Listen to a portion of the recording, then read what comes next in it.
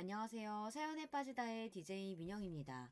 오늘 사연자님은 정신없이 팍팍한 현실에 치여 살다가 잊고 있었던 과거를 다시금 떠올리게 하는 사건이 있었다는데요. 과연 어떤 사연인지 들어보시겠습니다. 오늘도 두 가지 사연 준비되어 있는데요. 끝까지 들어주실 거죠? 그럼 오늘의 사연 바로 시작해 볼게요. 구독과 좋아요 잊지 말고 꾹 눌러주세요. 안녕하세요. 저는 50대 여자입니다. 어느새 제 나이가 벌써 반백살이네요.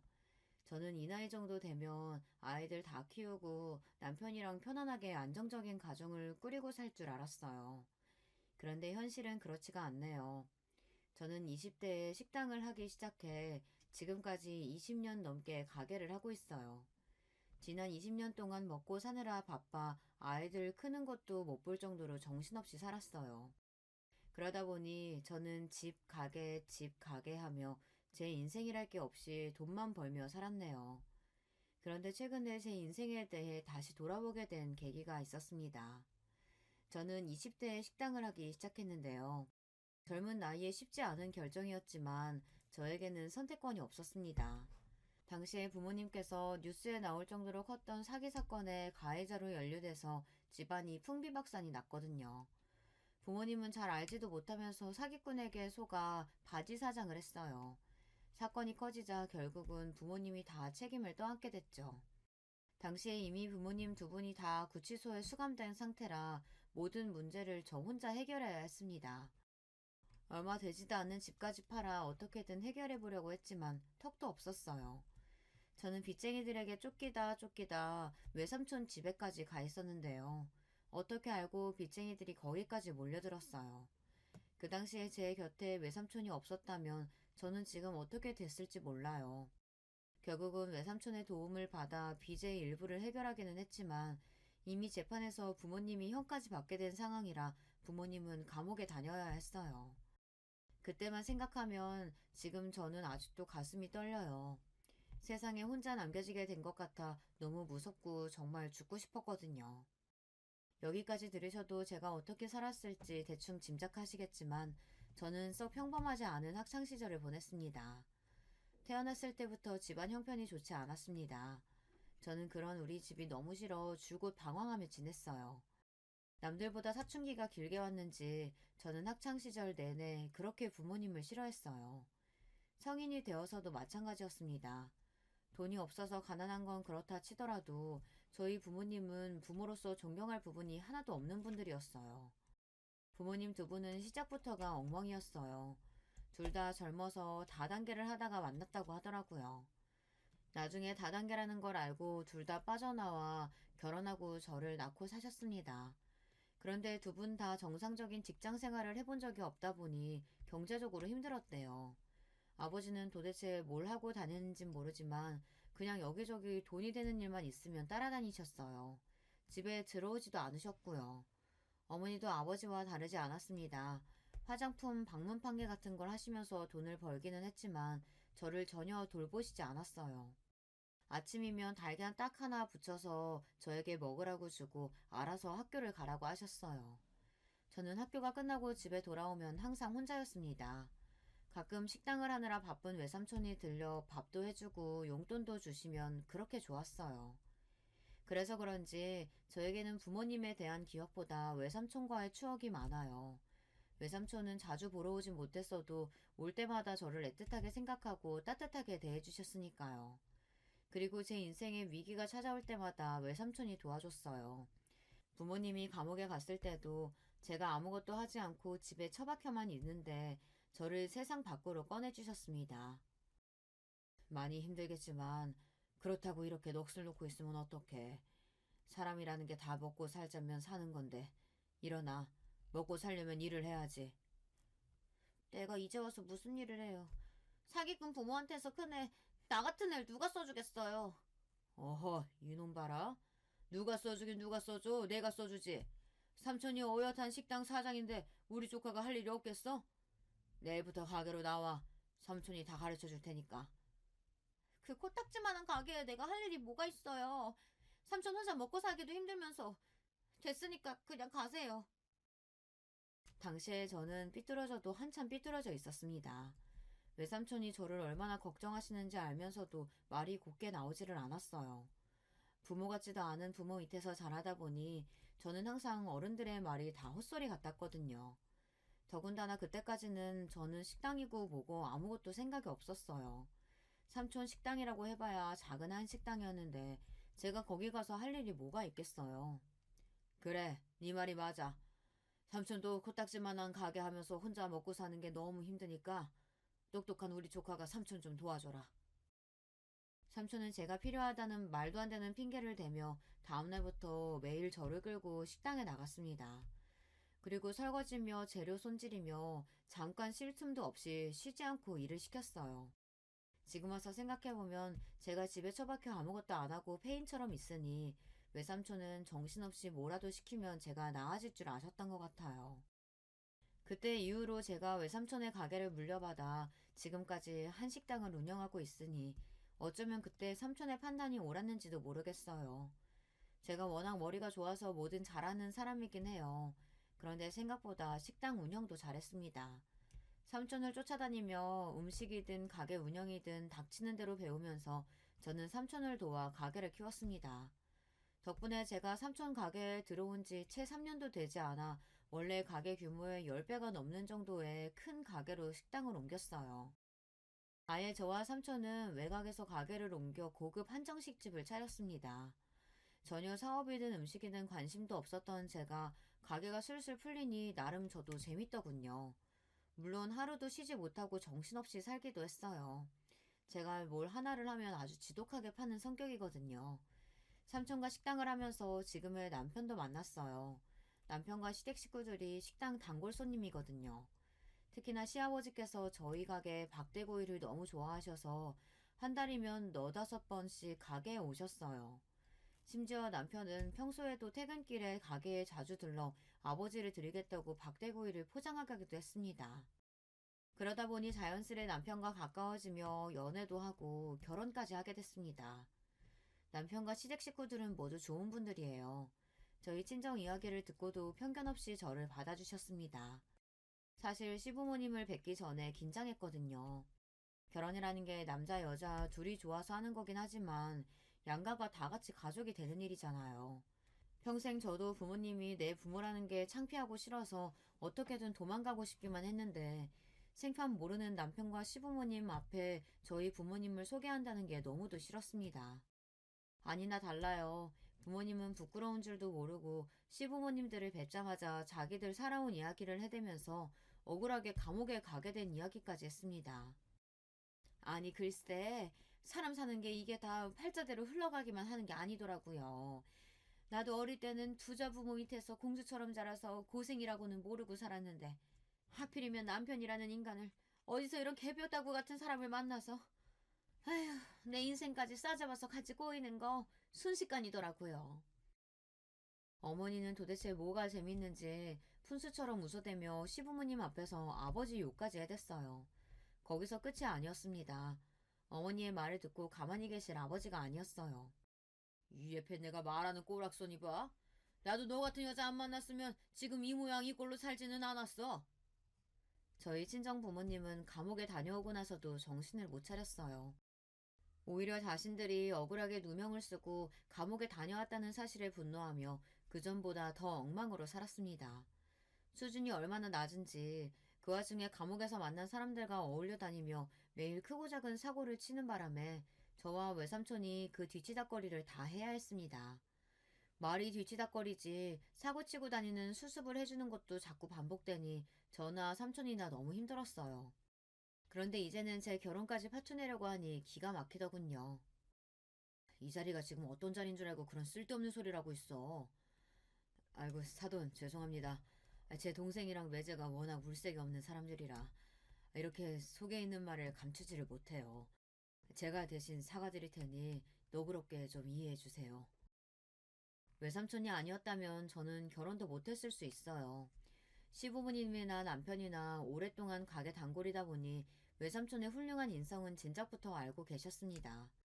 결혼도 안 하고 조카인 저를 일찍이 걷어 키우다시피 하셨으니 그 사실을 다 알고 계시다 보니 저희 집안 사정도 다 알고 있었죠.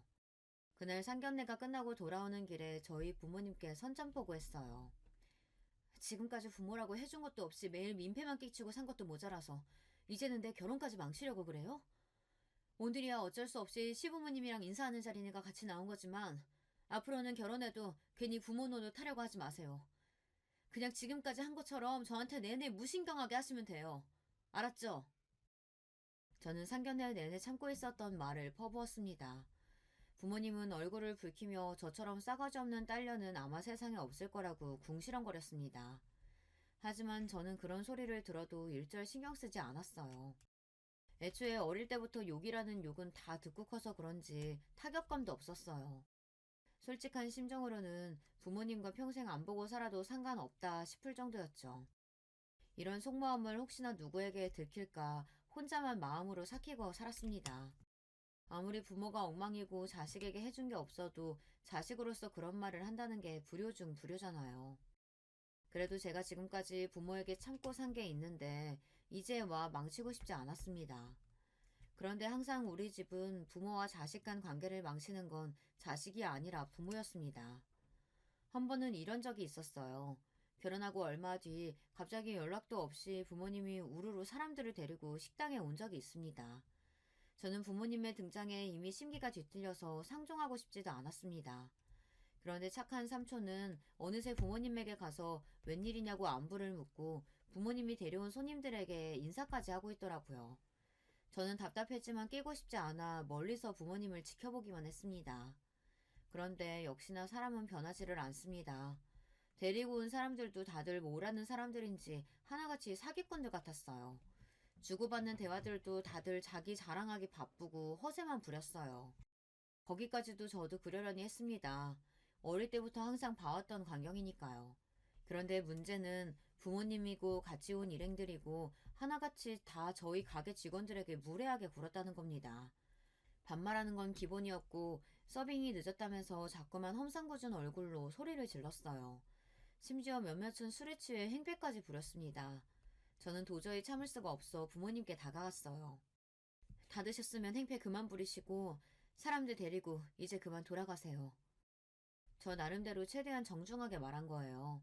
생각 같아서는 경찰을 불러서 다 식당 밖으로 끌어내고 싶었습니다. 그런데 그 순간 부모님 두 분 다 표정이 싸하게 굳더군요. 그러더니 한다는 말이 가관이었습니다. 얼씨구, 이게 기껏 먹이고 재우고 다 키워놨더니만 혼자서 큰 줄 알고 싸가지 없이 구는 꼴 좀 봐. 당신은 도대체 자식 새끼를 어떻게 키웠으면 딸년이 저 모양 저 꼴이야?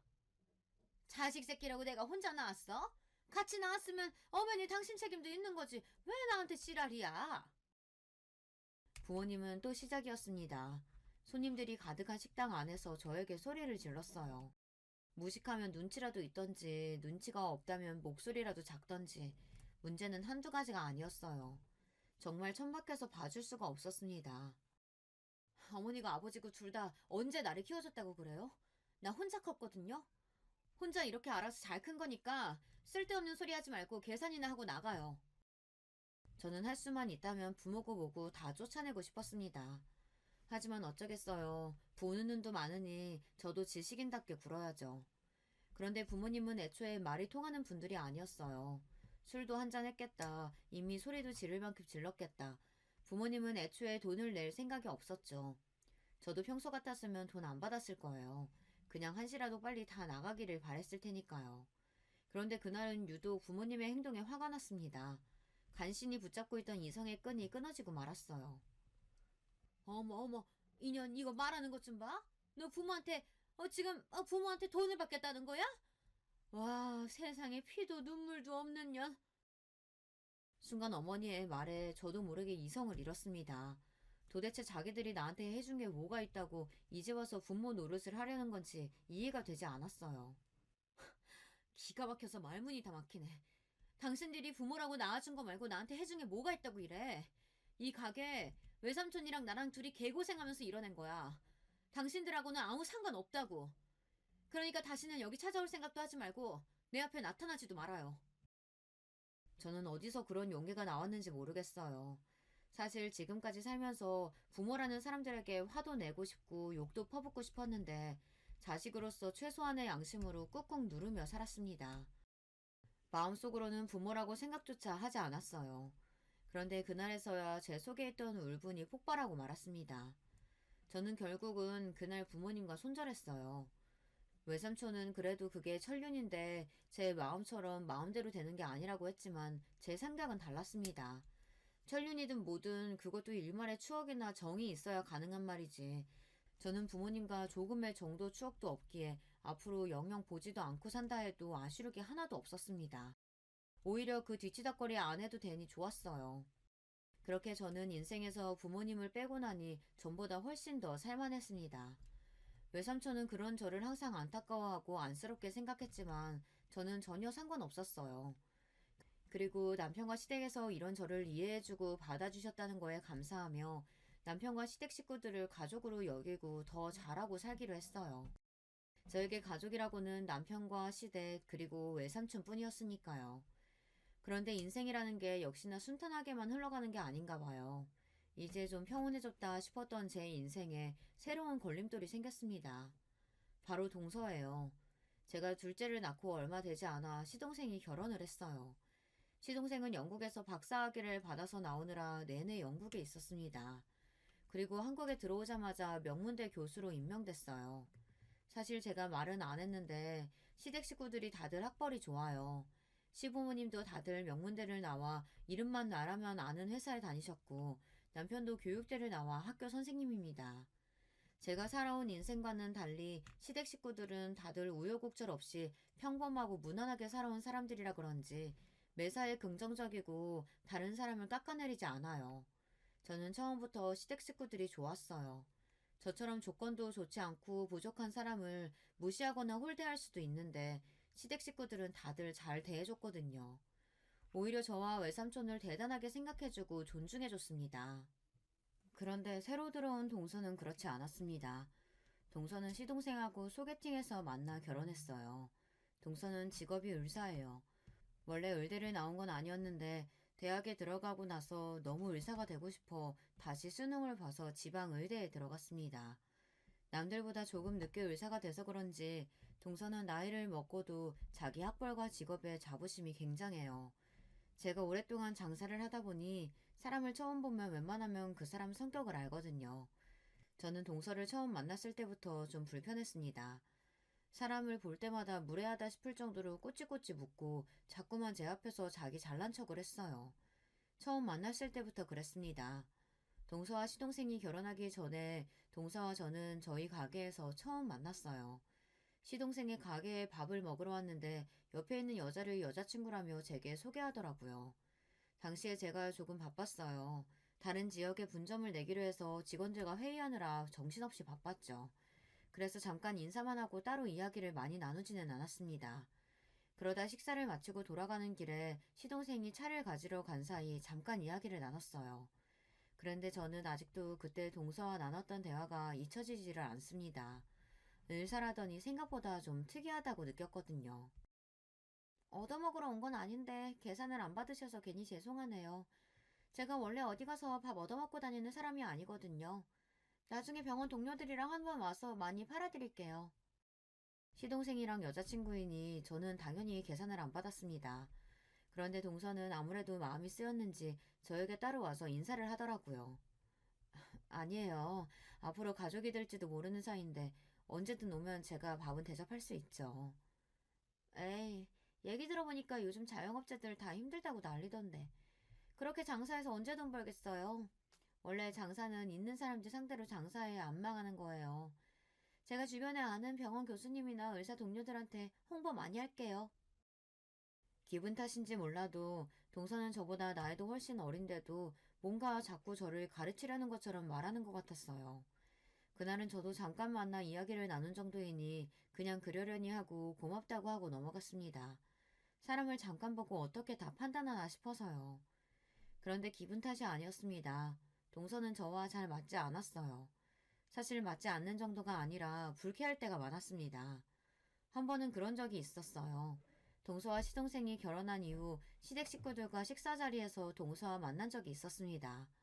사실 동서는 의사라 병원 일이 바쁘다 보니 시댁에 일이 있어도 잘 오지 않았어요. 항상 시동생을 통해서 동봉투만 보내는 것 같더니만 그래도 그날은 시어머니 생신이라고 신경이 쓰이긴 했는지 오긴 왔더라고요. 그런데 그날 동서는 유난히 좀 이상했습니다. 시어머니 생신이라 저는 선물로 시어머니께서 평소 갖고 싶다고 하셨던 안마 의자를 남편과 상의해서 미리 주문해 뒀습니다. 그래서 그날 마침 배달이 왔어요. 아이고, 내가 이러려고 말한 게 아닌데 괜한 소리를 해서 자식들 부담스럽게 만들었구나. 저도 시어머니께서 그 정도로 좋아하실 줄은 몰랐는데 안마 의자를 보시고 너무 좋아하시더라고요. 저와 남편은 잘했다 싶어서 뿌듯해하고 있었습니다. 그런데 그 모습을 보고 동서가 약간 빈정이 상했나 봐요. 어머니께서 안마의자 이야기하셨으면 저한테도 미리 귀뜸해 주시죠.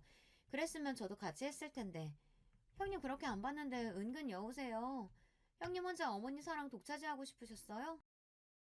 동서는 실실 웃으면서 말했지만 그 말 속엔 뼈가 있는 것 같았습니다. 동서가 언제 시댁에 일 있다고 얼굴 비춘 적이 있어야 말이지. 매일 얼굴은 보지도 못하고 돈 봉투만 보내는데 내가 동서한테 상의할 시간이 어딨어. 저도 어디 가서 당하는 성격은 아니에요. 더군다나 동서처럼 평생 공부만 한 사람한테 질 이유가 없었습니다. 저는 제 할 말만 하고 자리에서 일어나 주방으로 갔습니다. 그런데 동서는 아직 말이 안 끝났는지 자꾸만 제 뒤를 졸졸 쫓아오더니만 일은 안 돕고 자꾸 쓸데없는 말만 걸었어요. 맞다 형님. 저는 몰랐었는데 형님이 하는 식당 외삼촌한테 물려받으신 거라면서요? 와 대박. 형님 그렇게 안 봤는데 금수저셨나 봐요. 동서가 며칠 전에 제가 식당에 없을 때 병원 동료들이랑 회식하러 식당에 왔었다더니만 도대체 무슨 소리를 들었는지 갑자기 이것저것 묻더라고요. 그거야 그렇다 치고 아무리 궁금해도 동서가 저더러 금수저니 어쩌니 하는데 그 소리는 좀 듣기 거북했습니다. 물려받은 건 아니고 외삼촌이 식당을 원래 하고 계셨었는데 내가 일 좀 배우러 들어갔다가 지금은 아예 외삼촌이랑 같이 운영하고 있어. 저는 애써 웃으며 대답했습니다. 동서가 원래 눈치가 좀 없고 궁금한 게 있으면 잘 넘어가지 못하는 사람이라는 건 결혼하고 몇 년 동안 겪으면서 대충 알고 있었거든요. 동서는 그날도 뭐가 그렇게 궁금한 게 많은지 쉬지 않고 꼬치꼬치 캐물었어요. 형님도 외삼촌 결혼도 안 하시고 솔로시라면서요? 그럼 당연히 다 형님 거 되는 거죠 뭐. 거기다가 외삼촌이 할 때 작은 식당이었는데 형님이 들어가고 나서 식당이 그렇게 유명해진 거라면서요. 동서는 도대체 무슨 소리를 하고 싶은 건지 자꾸 식당에 대해서 물었어요. 저는 대충 타이밍이 좋았다고 원래 외삼촌 음식 솜씨가 옛날부터 입소문이 나 있었다고 둘러댔습니다. 그러자 동서가 대뜸 제게 하는 말이 경영학과를 나왔답니다. 제가 장사에 일가경이 있는 게 그런 것 같다고요. 아니, 난 사정이 있어서 대학은 못 나왔어. 20대 때 좀 방황하던 시기가 있었는데 그때 삼촌이 같이 해보자고 해서 장사 시작한 거야. 제 말에 순간 동서는 못 들을 말을 듣기라도 한 것처럼 눈을 동그랗게 뜨고 입을 벌렸습니다. 그러더니 순간 입술을 삐죽거리더라고요. 어머, 그럼 형님이 요즘 그 기하다는 고졸이세요? 와, 대박. 저 사회 나와서 고졸은 처음 봐요. 요즘은 개나 소나 다 가는 게 대학인데 왜 못 갔어요? 순간 저도 모르게 미간이 구겨졌습니다. 그제야 동서와 이야기를 하다 보면 왜 자꾸 불편한 기분이 드는지 알겠더군요. 동서는 상대방 기분 같은 건 전혀 신경 쓰지 않고 자기 하고 싶은 말만 하는 성격이었어요. 동서는 눈치도 없이 도대체 뭐가 재미있는지 자기 혼자 껄껄 웃었습니다. 저더러 귀하디 귀한 고졸이라면서 신기하다네요. 형님은 좋겠어요. 남들은 20대 내내 취직하느라 공부하느라 정신없이 바쁘게 사는데 형님은 고졸 주제에 운 좋아서 사장 소리까지 들으면서 매일 마음대로 해도 되고 저도 이럴 줄 알았으면 공부하지 말고 부모님께 그냥 가게나 하나 차려달라고 할 걸 그랬어요. 명색이 의사라는 사람이 어쩜 저렇게 꼬여도 단단히 꼬였나 싶었어요. 동서는 아무래도 제가 마음에 들지 않는지 말을 빙빙 돌리며 깐족거렸죠. 저는 이러다가 동서랑 괜히 감정 싸움이라도 하게 될 것 같아 대충 말을 돌렸습니다. 동서가 공부만 해서 뭘 모르나 본데 장사라는 게 쉬운 일이 아니야. 그냥 직장 생활하며 월급 받는 게 제일 좋은 거야. 제 말에 동서는 아직 할 말이 많이 남았는지 입술을 삐죽였지만 제가 얼른 자리를 피하고 나왔습니다. 동서가 들어오기 전까지 저는 시댁 식구들과 조금도 문제가 없었는데 동서가 들어오고 나서 자꾸만 티격태격 문제가 생기니 저도 만날 때마다 신경이 예민해지고 곤두서더라고요. 그런데 동서는 항상 그런 식이었어요. 별일 아닌 일도 별일을 만드는 이상한 재주가 있었습니다. 한 번은 저희 큰애 생일이라 시동생이 택배로 선물을 보내줬더라고요. 저는 고마워서 가게 문을 닫고 퇴근하는 길에 잠깐 시동생네 집에 들렀습니다. 가게에 좋은 갈비가 들어왔다길래 양념갈비를 재워서 가지고 갔어요. 시동생이 제가 만든 갈비를 좋아하거든요. 저는 가는 길에 갈비만 주고 가려고 시동생에게 전화를 했습니다. 그런데 시동생이 일이 많아 아직 학교라고 집에 두고 가라더라고요. 동서가 집에 있다고요. 저는 동서만 있는 집에 가기 좀 껄끄러웠지만 그래도 후다닥 갈비만 주고 가야겠다 싶어 동선에 들어갔습니다. 그런데 동서가 자다가 깼는지 얼굴이 푸석한 게 별로 안 좋더라고요. 저는 그런 동서가 걱정되어 동서에게 일이 많냐고 한마디 했습니다. 그런데 동서가 본인이 기분이 안 좋았는지 굳이 안 해도 될 말을 하더군요. 뻔히 바쁜 거 알면서 피곤해 죽겠는데 이 시간에 뭐하러 이런 건 가지고 오세요. 갈비야 먹고 싶으면 그냥 사 먹으면 되는 건데. 순간 제가 못 올 때라도 온 줄 알았습니다. 아무리 피곤하고 귀찮아도 사람이 다 생각해서 가져다 준 건데 꼭 이렇게 사람을 앞에 두고 무한하게 해야 하나 싶어서요. 동서 피곤한데 내가 괜히 귀찮게 했나 보네. 미안해. 이거 그냥 냉장고에 넣어뒀다가 내일 먹어. 나 그만 갈게.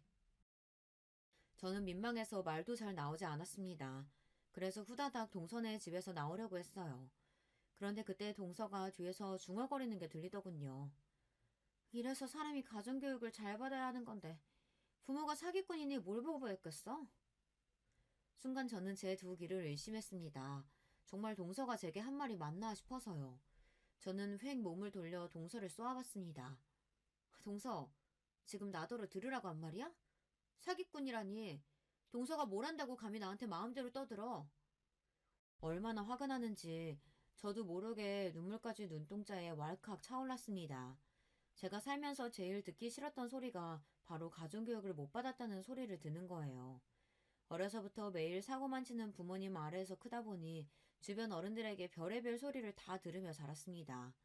부모가 저 모양이니 너는 정신 똑바로 차리고 살아야 한다부터 네가 잘못하면 이게 다 부모를 닮아서 그런다 소리를 듣는 거니 조심하라고들 했죠. 듣자하니 형님네 친정 부모님 사기죄로 감옥도 갔다 오셨다면서요? 아, 소름 끼쳐. 자식도 있는 분들이 도대체 어떻게 사셨으면 감옥에 가요? 동서는 자기 팔짱까지 끼고 거만하게 저를 아래로 내려다봤습니다. 순간 저는 너무 기분이 상해서 하마터면 동서 머리끄댕이로도 잡을 뻔했어요. 저는 애써 이성을 붙들고 크게 한숨을 내쉬었습니다. 동서, 내가 정말 마지막으로 경고하는 건데 그 입 좀 조심해. 한 번만 더 내 앞에서 선 넘었다간 절대 그냥 안 넘어가. 알았어? 저는 동서고 뭐고 다 뒤집어버리고 싶었지만 간신히 참았습니다. 그리고 그날 집에 돌아오면서 혼자 얼마나 울었는지 몰라요. 다른 사람도 아니고 동서에게 그런 모욕적인 소리를 들었으니 너무 수치스럽고 속상했습니다. 그리고 한 가지 깨달았어요. 동서와 저는 아무리 노력해도 절대 가까워질 수 없는 관계라는 걸요. 그로부터 얼마 뒤 어느 날이었습니다. 제가 식당에서 바쁘게 마감을 하고 있는데 늦은 시간에 동서가 식당에 왔어요. 그것도 병원 동료들을 잔뜩 데리고 왔더라고요. 그런데 동서와 일행들에게 술 냄새가 지독하게 났습니다. 알고 보니 이미 회식을 하고 술에 잔뜩 취한 상태더라고요. 형님, 제가 오늘 병원 식구들이랑 회식했는데 너무 기분 좋게 마셔서 2차는 제가 쏘겠다고 일부러 멀리까지 다들 데리고 왔어요. 자, 잘했죠? 동서는 지난번 일은 까마득하게 잊었는지 저에게 친한 척 제 팔짱까지 끼며 애교를 부렸습니다. 저는 동서에게 아직 감정이 많이 남아있는 상태였지만 애써 표정 관리를 했어요. 주변에 동서 병원 동료들도 있는데 쪼잔하게 티내고 싶지 않아서요. 동서, 연락을 좀 먼저 해주지 그랬어. 멀리서 와줬는데 어쩌지? 우리 마감 시간 다 돼서 직원들 퇴근해야 하는데 안 되겠다. 이 근처에 나랑 친한 사장님네 치킨집 있으니까 내가 그쪽으로 안내할게. 동서 나름대로는 우리 가게에 와서 좀 팔아주고 싶은 마음에 멀리서 온 거겠지만 저도 곤란하기는 마찬가지였어요. 이미 식당 마감 시간도 지났고 직원들도 하나둘 옷까지 갈아입고 나오는 중이었거든요. 저는 애써 동서를 다독이며 근처 치킨집에 가자고 했습니다. 제가 쏘겠다고요. 그런데 그때였어요. 동서가 술에 취해도 많이 취했는지 말도 안 되는 억지를 부렸습니다. 형님. 우리가 강남에서 이 깡시골까지 힘들게 택시 타고 왔는데 지금 설마 문전박대 하시는 거예요? 동서, 연락도 안 하고 와놓고 문전박대는 무슨 문전박대야. 동서는 뜬금없이 이상한 방향으로 몰고 갔습니다. 거기다가 고작 서울에서 조금 벗어난 경기도에 있는 우리 식당을 가지고 깡시골이라고 하면서요. 저는 기분이 당연히 상했지만 술 취한 사람이랑 말해봐야 뭘 하나 싶어 대충 웃어 넘겼어요. 아, 그럼 빨리 들어가서 우리 맛있는 거 해주세요. 내가 우리 병원 의사들 다 데리고 여기까지 왔는데 형님이 자꾸 이러시면 내가 너무 쪽팔리잖아요. 동서는 몸까지 비틀거리며 고래고래 소리를 질렀습니다. 저는 아무래도 이대로는 안 돌아갈 것 같아 대충 알겠다고 하고 자리에 앉으라고 했어요. 제가 안주거리를 좀 챙겨오겠다고요. 그리고는 직원들에게는 얼른 퇴근하라고 했습니다. 그런데 그때였어요. 제가 그렇게 동서에게 경고했는데도 동서는 정신을 못 차렸습니다. 동서가 아주 신이 났는지 자기 동료들도 있고 우리 가게 직원들도 있는 앞에서 선을 넘어도 세게 넘더라고요. 역시 우리 형님 최고. 자, 여러분, 모두 우리 형님한테 인사해. 근데 우리 형님 고졸이다? 다들 고졸 본 지 오래됐지? 나 사회 나와서 고졸 처음 본다니까? 너무 신기해. 순간 식당 안에는 정막이 흘렀습니다. 저도 저지만 동서 주변에 있던 동료들까지 당황한 눈치였어요. 그런데 그 순간 정적을 깨고 가게 직원들이 배까지 잡으며 깔깔 웃어댔어요. 어머, 우리 사장님 동서분이라더니만 아무것도 모르시네요? 우리 사장님 사시도 합격한 사람인데요? 그런 대단한 사람한테 그깟 대학 안 나온 거 가지고 무슨 소리 하시는 거예요? 직원들은 동서의 말이 어이가 없다는 듯 혀까지 끌끌 찼습니다. 그러게, 우리 사장님 사시 합격하고 연수원을 못 들어가서 그렇지. 사시 합격할 때 차석까지 한 사람이라고 왕 사장님이 아주 입이 마르게 자랑하셨잖아요. 그래. 그래서 우리 아버지 사기당할 뻔할 때도 사장님이 도와주셨잖아. 아는 변호사도 소개해주고. 아휴, 다들 퇴근이나 하라니까 뭘 다 지난 이야기들을 하고 그래. 아, 얼른들 가요. 저는 괜히 민망해서 직원들에게 그만하고 돌아가라고 했습니다. 그런데 사실 저도 놀랐어요. 나이가 들어서 저도 까마득하게 잊고 있었는데, 맞아요. 제게 그런 일이 있기는 했습니다. 제가 사법고시를 본 것도 모자라 합격까지 했었어요. 그것도 전체 차석으로 말이죠. 저도 그때 기억이 까마득한 게 벌써 20년도 넘은 일이네요. 아니, 형님, 이게 다 무슨 소리예요? 아휴, 너무 놀라서 술이 다 깨네. 동서는 이게 다 무슨 소리냐면서 눈을 동그랗게 떴습니다. 그러더니 술이 다 깼는지 제게 바짝 다가왔어요. 어머, 동서는 몰랐구나. 내가 고졸인 건 맞는데 사실 사시 출신이야. 차석한 것도 사실이고. 저는 최대한 가슴을 펴고 당당하게 말했습니다. 이런 기분을 느껴보는 것도 얼마만인지 모르겠어요.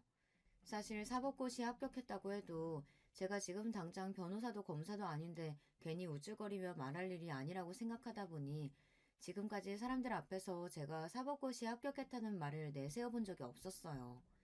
하지만 외삼촌은 그런 저를 언제나 자랑스럽게 여기셔서 보는 사람마다 자랑하고 다녔습니다. 얘가 사법고시 차석까지 하는데 내가 사정사정해서 나랑 가게 일 도와주는 거라니까.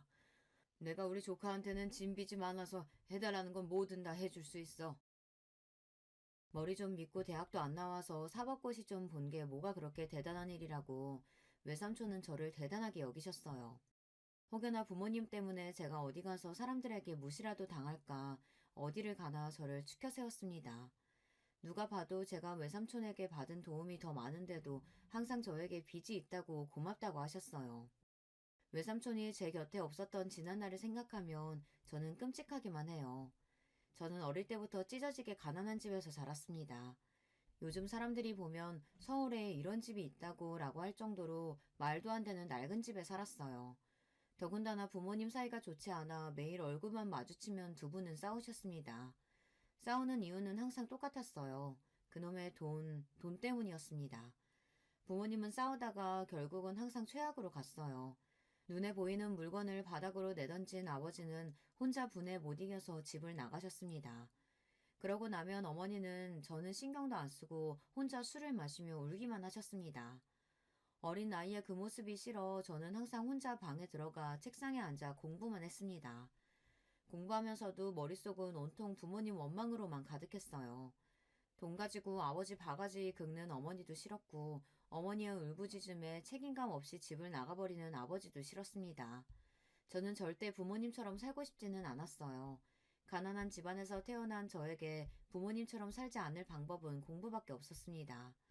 공부 열심히 해서 하루라도 빨리 성공해 이 집을 탈출하고 싶었어요. 그런데 그것도 제 마음처럼 쉽지 않았습니다. 가난이라는 건 의지만 있다고 해서 쉽게 벗어날 수 없는 거더군요. 뾰족한 수가 없으면 벗어나기 힘들었어요. 제가 아무리 성적이 좋아도 부모님께서 알아주지 않으니 저에게 기회는 많지 않았습니다. 저보다 공부 못하던 애들이 고액 과외도 하고 학원도 다니다 보면 금방 저를 쫓아왔어요. 저는 부모에게 뒷받침받는 애들에게 뒤처지지 않기 위해 혼자서 부단히도 노력했습니다. 열심히 한 덕분에 선생님들의 관심을 받아 대회 추천도 많이 받았어요. 그런데 그러면 뭘 하겠어요. 부모님께서 전혀 제 학교 생활에 관심이 없으신걸요. 한 번은 그런 적이 있었어요. 담임 선생님이 수학 경시대회에 나가보라고 추천서를 써주셨습니다. 그런데 대회에 나가려면 부모님의 도움이 필요했어요. 다른 지역에서 하는 대회라 부모님이 데리고 가줘야 하기도 했고 참가비도 조금 있었습니다. 그런데 저희 부모님은 그마저도 아깝다고 경시대회에 나가지 말라고 했어요. 평일에 학교까지 빠지고 경시대회는 무슨 경시대회 나간다 그래. 그리고 거기까지 가려면 차비에 밥값에 움직이면 다 돈인데 우리 집에 그럴 돈이 어딨어. 그냥 넌 못 나간다고 하고 다른 애들이나 나가라고 해. 세상에 이런 부모가 또 있을까요? 남들은 나가고 싶어도 못 나가는 대회를 담임 추천서까지 받아서 나갈 수 있는데도 그까지 비용이 아까워서 저희 부모님은 나가지 말라네요. 저는 그때 태어나 처음으로 가장 큰 절망감을 느꼈던 것 같아요. 어린 마음에 내가 아무리 노력해도 열심히 해도 소용없구나 싶었죠.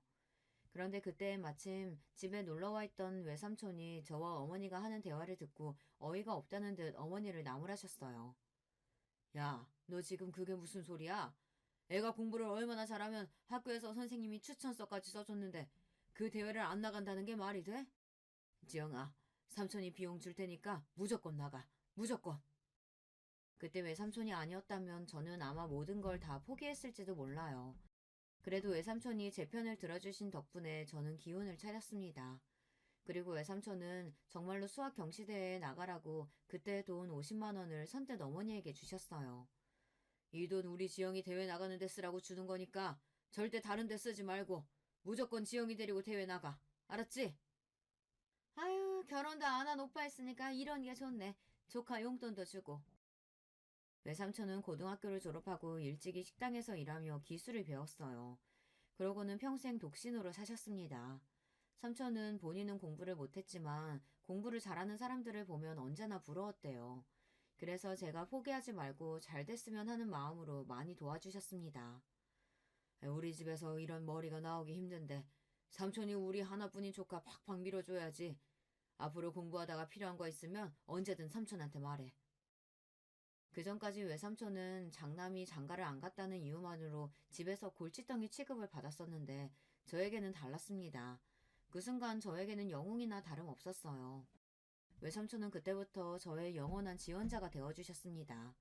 사실 저는 대학에도 합격했었어요. 법대는 아니었지만 성균관대에 합격이 된 상태였어요. 부모님은 먹고 죽을래도 돈이 없다면서 대학을 포기하라고 했어요. 아니면 장학금 주는 대학으로 가라고 했습니다. 그때의 절망감은 말로 다 못합니다. 매일 밤 이불을 뒤집어 쓰고 혼자 울었어요. 남들은 가고 싶어도 못 가는 대학에 떡하니 붙었는데도 저희 부모님은 아무도 기뻐해주지 않으셨으니까요. 그때 저는 처음으로 외삼촌에게 도와달라고 전화했어요. 어디에도 부탁할 곳이 없었으니까요. 삼촌, 제가 면목이 없는 건 아는데요. 이번 한 번만 좀 도와주실 수 있어요? 저 대학 등록금 한 번만 내주세요. 제가 다음 학기부터는 무슨 수를 써서든 제가 알아서 할게요. 제 부탁에 외삼촌은 적잖이 놀란 듯 보였지만 그래도 어떻게든 도와주고 싶다고 하셨어요. 삼촌이 지금 당장은 그런 큰 돈은 없는데 며칠 내로 주변에서 금방 구해보마. 그러니까 절대 걱정하지 말고 기다리고 있어. 저는 몇 날 며칠 고민 끝에 외삼촌에게 힘들게 말한 거였어요. 그런데 저는 말을 해놓고도 내가 괜히 말을 했나 싶어 외삼촌에게 죄송했습니다. 결혼도 안 하고 혼자 식당하면서 사는 삼촌 사정 뻔히 다 아는데 제가 괜히 삼촌에게 부담을 주고 힘들게 한 것 같아서요. 며칠 뒤 말도 안 되는 일이 벌어지고 말았습니다. 등록금 낼 기간이 다 끝나가는데 외삼촌에게 연락이 없었어요. 저는 아무래도 삼촌도 돈을 구하지 못했나 싶어 대학을 포기하려던 참이었습니다. 서운하지도 않았어요. 사실 저를 낳아준 부모도 외면하는 일을 삼촌이 해준다는 게 말이 되지 않았으니까요. 그런데 등록금 납부일 마지막 날 저녁에 외삼촌에게 연락이 왔습니다. 대학 등록금 냈냐고요. 저는 돈이 없는데 어떻게 등록금을 내냐고 그냥 포기했다고 했습니다. 제 주제에 대학을 가봐야 뭐 하겠냐고요. 그러자 외삼촌께서 버럭 소리를 지르며 그게 도대체 무슨 소리를 하는 거냐고 오히려 화를 냈습니다. 내가 오늘 아침에 너희 엄마한테 돈 보냈는데 무슨 소리야? 너희 엄마 등록금 안 냈대? 그랬습니다. 외삼촌은 힘들게 여기저기 발품을 팔고 돌아다니며 제 등록금을 간신히 구해 당일 아침에 어머니께 연락했답니다. 등록금은 학생 보호자가 납부해야 하니까요. 그래서 삼촌은 돈을 구하자마자 곧바로 어머니 계좌로 붙였답니다. 저는 삼촌 말을 듣는 순간 불안했어요. 그리고 삼촌에게 저희 어머니에게 들은 말이 아무것도 없다고 전했습니다. 그러자 삼촌은 그날 밤 식당 문도 급하게 닫고 우리 집으로 왔어요. 그리고 그날 밤 어머니와 외삼촌은 대판 싸우셨습니다. 알고 보니 어머니가 중간에서 사고를 쳤더라고요. 삼촌이 보낸 돈을 홀라당 어머니가 마음대로 본인 빚을 갚는 데 써버렸습니다. 너 미쳤어? 아무리 돈이 없고 궁해도 그렇지. 어떻게 어미라는 년이 딸내미 대학 등록금을 네 맘대로 빚 갚는 데다 쓰면 어떡해? 내가 분명히 오늘까지 대학 등록금부터 내라고 했잖아. 지금 내가 거리에야 나앉게 생겼는데 전혀 대학 등록금이 문제야? 그리고 우리 집 사정에 제가 대학 들어가 봐야 뭐가 달라져. 하루라도 빨리 정신 차리고 나가서 먹고 살 방법을 생각해야지. 그 순간 외삼촌은 제가 너무 불쌍해서 눈물이 다 펑펑 쏟아졌답니다. 본인은 결혼도 안 하고 자식도 없지만 자기 뱃속으로 낳아놓고도 세상에 어떻게 저런 부모가 다 있나 싶었대요. 삼촌은 제가 너무 불쌍하고 안쓰럽다는 말만 밤새도록 하다가 무슨 생각이 드셨는지 갑자기 저에게 짐을 싸라고 했습니다. 그때 저는 집을 나와서 외삼촌과 살기 시작했어요. 외삼촌이 본인이 돈만 있으면 어떻게든 대학에 보내고 싶다고 했지만 저는 괜찮다고 했습니다. 부모님에게서 벗어나 살게 해준 것만으로도 감사하다고요. 그래서 그 이후 제가 사법고시를 준비했던 거예요. 외삼촌이 제 머리가 아깝다고 사법고시 시험이라도 해보라고 했거든요. 그때부터 저는 2년 정도를 외삼촌 밑에서 지내며 꼼짝없이 공부만 했습니다. 삼촌이 대단한 게 제 고시 뒷바라지를 혼자 다 해줬어요. 덕분에 시험도 단번에 붙었습니다. 제가 사법고시에 합격한 날 저녁 삼촌과 저는 둘이 끌어안고 얼마나 오랫동안 울었는지 몰라요. 그런데 제 발목을 잡은 게 바로 저희 부모님이에요. 부모님이 둘 다 같이 사기죄로 기소가 되고 감옥에 들어가는 바람에 제 사법고시 합격이 번복되었어요. 그래서 제가 그때 어느 때보다 힘든 시기를 보냈던 거예요. 물론 그때도 외삼촌 덕분에 가장 힘든 시기였던 시기를 잘 넘겼지만요. 저에게 있어 삼촌은 그냥 삼촌이 아니고 제 인생의 은인이었습니다. 저를 사법고시까지 보게 해준 것도 저에게 식당을 물려주신 것도 다 삼촌이니까요. 외삼촌이 없었다면 아마 지금의 저는 없었을 거예요. 아참, 동서는 어떻게 됐냐고요? 제가 세상에서 제일 사랑하는 우리 삼촌 이야기를 하다 그만 중요한 걸 깜빡 잊었네요. 제가 성균관대에 합격했었다는 것도 사법고시에 차석으로 합격했었다는 사실도 동서가 모두 알게 된 날 이후 동서는 저를 대하는 태도가 180도 달라졌어요. 매일 그렇게 제 앞에서 개념 없이 무시하고 잘난 척, 고고한 척을 하더니만 이제는 제 앞에서 말도 조심하고 저를 좀 어려워하는 것 같아요. 역시 뭘 해도 되는 사람은 다 되는 건가 봐요. 형님은 공부도 잘해. 그 어렵다는 사실도 척척 붙어. 거기다가 사업까지 잘하시고. 형님은 도대체 부족한 게 뭐예요? 정말 너무 부러워요. 심지어 만날 때마다 너무 아부를 떨어서 제가 민망할 정도입니다. 거기다가 그 이후에 병원 동료들을 가게에 데리고 와서 저를 다시 소개했어요. 다들 인사해요. 여기 우리 형님인데 사법고시 차석 출신에다가 식당을 2개나 운영 중이신 대단하신 분이에요. 아, 거기다가 최근엔 세무사까지 되셨다니까요? 우리 형님 너무 멋지죠?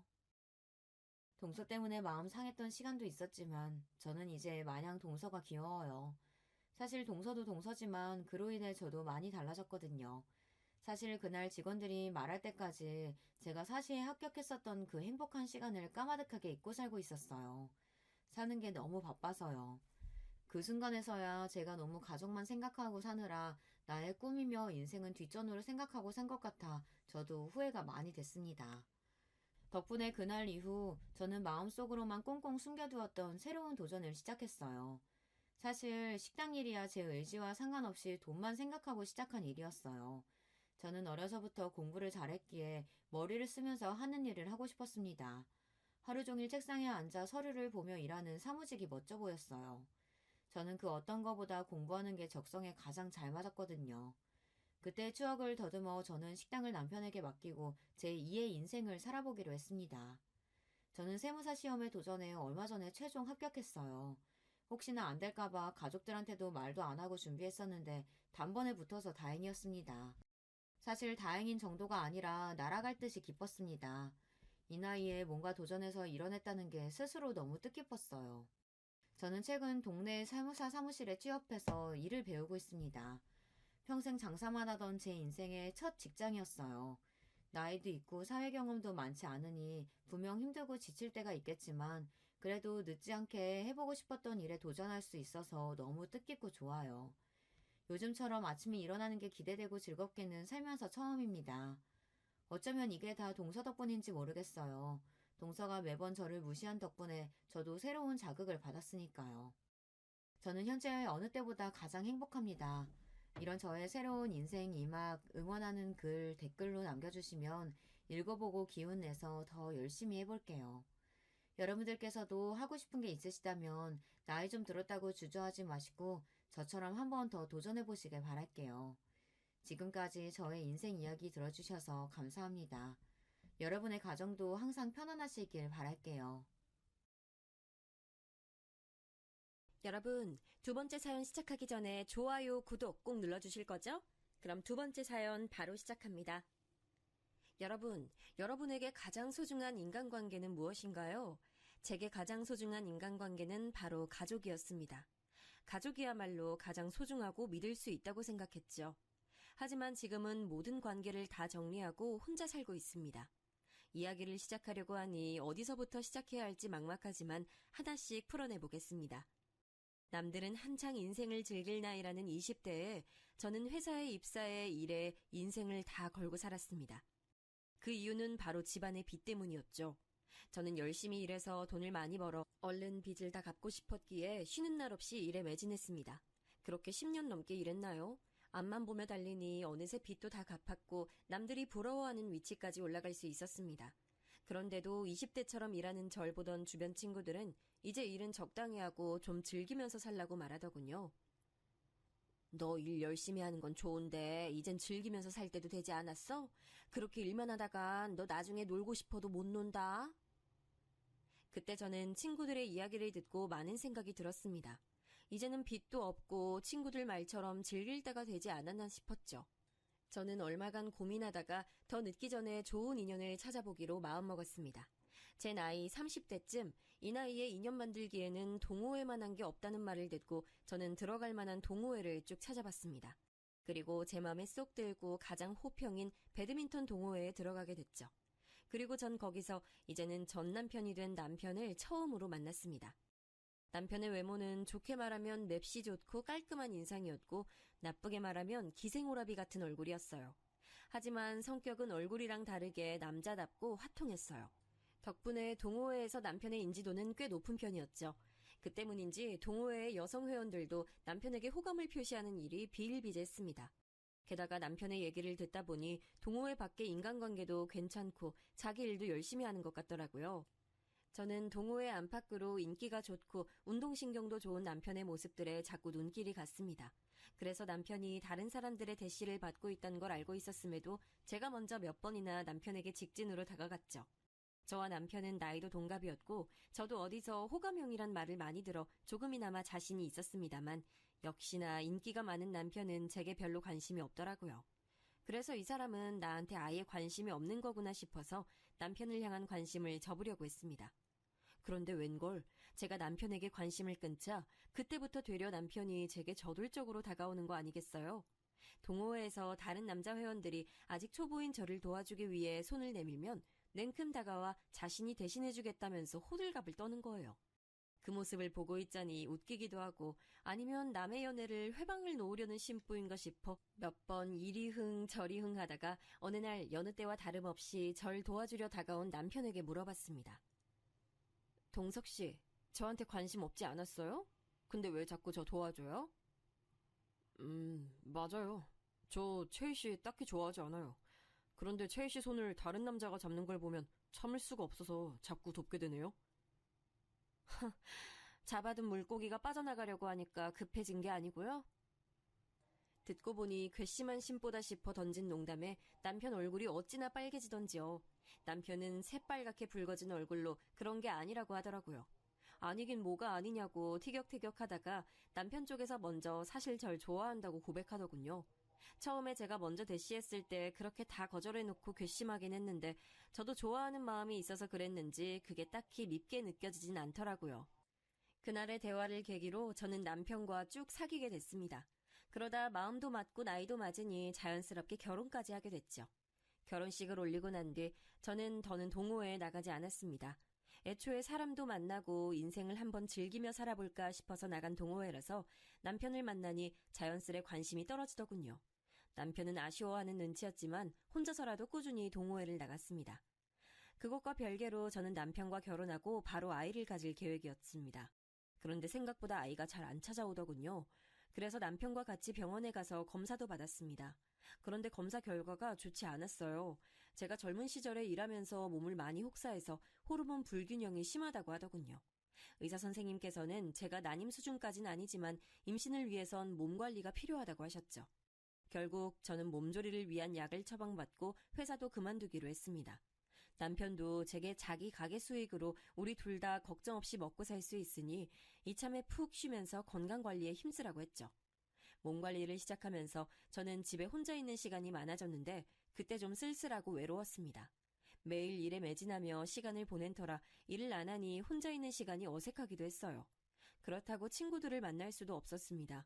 제 나이대의 친구들은 다 가정이 있고 아이도 키우고 있어서 시도 때도 없이 만나자고 조르기 어려웠습니다. 부모님께서 가까이 살고 계셨다면 혼자라도 자주 찾아갔을 텐데 저랑 남편이랑 사는 곳이 친정이랑 극과 극이라 너무 멀어서 자주 가기도 어려웠죠. 그때 사무치는 외로움에서 저를 끌어내준 게 동서들이었어요. 남편에게는 2명의 남동생이 있었는데 둘 다 남편보다 먼저 결혼을 했습니다. 그래서 제가 결혼할 때 저에겐 이미 2명의 동서가 있었죠. 처음엔 동서들이 어색했습니다.